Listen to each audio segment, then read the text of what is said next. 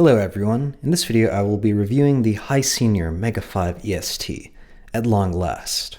Starting off with the build and stuff, I would say this is a very impressive product in that sense.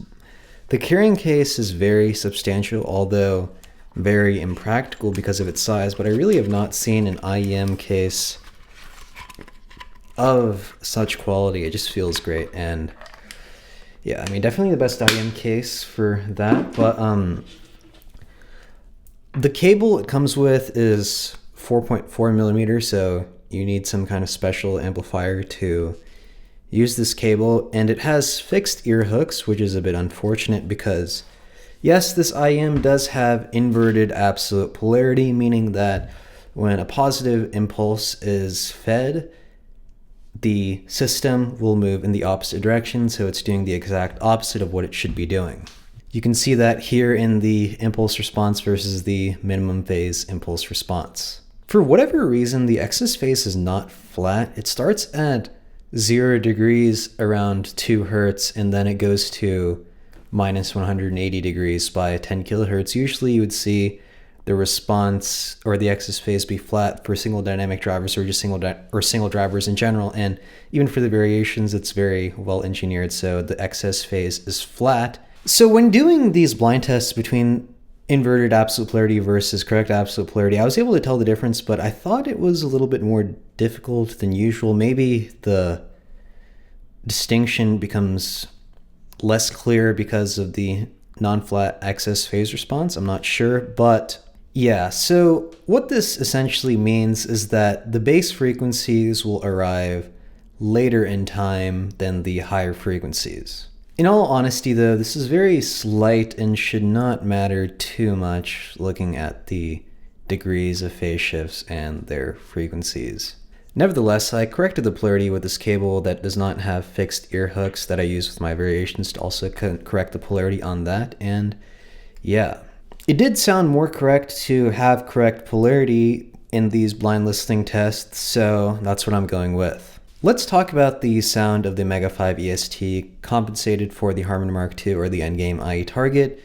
It's quite excessive in the mid bass to upper bass region, and there is a very big recession in the mid treble around 6 kilohertz. So how does this earphone sound? Essentially very bassy and shouty, not necessarily shouty, more like honky in the mid-range because of this 12 kilohertz area being very prominent compared to the upper treble or the lower treble, and then the mid treble is a bit zingy and the upper treble is a bit zingy, but overall not too bad. But I did equalize the Mega5EST to the endgame IE target, and it does improve significantly, but there is still an issue in the upper treble around 13 kilohertz. You can see this better on Chronicle's 5128 measurement, that the treble is not as smooth or linear as the variations is, so I really do not think it is worth using for that reason. But I think it's a pretty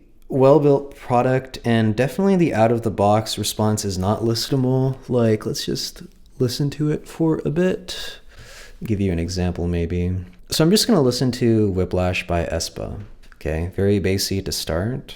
There's just no clarity to the vocals. This is something I mentioned in my EQ review, but of course people completely ignored it, and it's 100% real. The bass is good and powerful, but it's just kind of like overpowering the mid-treble energy. And then there is that bit of sizzle around 13 kilohertz that's not natural. Yeah, listening to this without EQ is definitely a waste of time.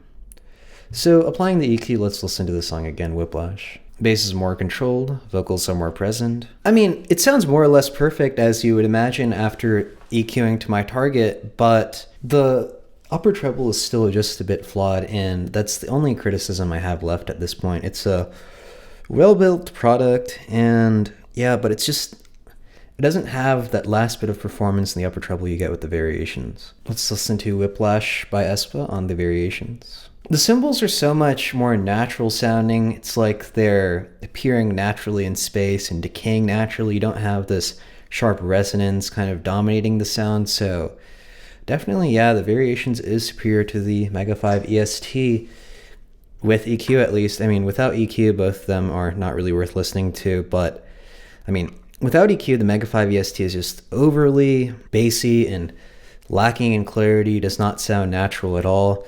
Anyone who really thinks this is so good without EQ needs to quit audio immediately because they don't know anything. But yeah, this is just, I mean, it's conflicting because, yeah, I can EQ it to my target and it sounds basically perfect aside from the upper treble, but it's the same price as the variations, maybe even more expensive, so might as well just use the variations, right?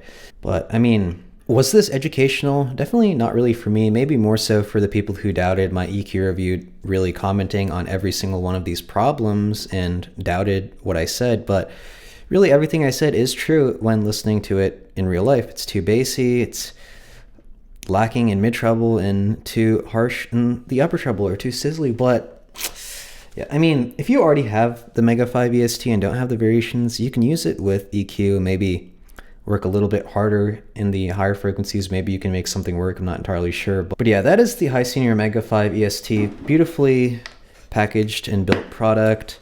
Definitely nowhere close to the desired sound quality out of the box, but with EQ, it is good. And I mean, the polarity is inverted, but I mean, I use inverted polarity earphones and have to correct it myself, so it's not worth complaining about too much, I guess. But yeah, that's the review of the Hisenior Mega 5 EST.